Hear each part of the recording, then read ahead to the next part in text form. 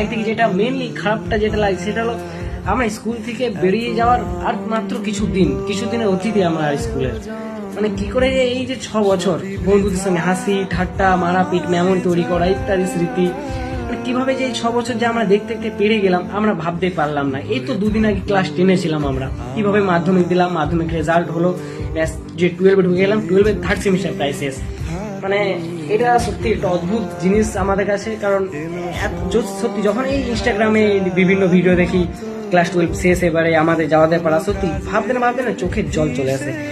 মানে সেই যে তাদের সঙ্গে আমাদের বন্ধুদের সঙ্গে যে কাটানো দিনগুলো, এগুলো যে ভবিষ্যতে আমাদের কতই না মনে পড়বে সেটা আমরা হবেই। তো এবারে তো আমাদের ক্লাস 12-এ থার্ড সেমিস্টার শেষ প্রায়, এবারে আর কিছুদিন মাস ফোর্থ সেমিস্টার, তারপরে আমাদের স্কুল লাইফ শেষ। মানে এই জিনিসটা ভাবলে যে আমাদের ভিতরটা কিরকম করে আছে এটা বস কাউকে মানে বলা যায় না।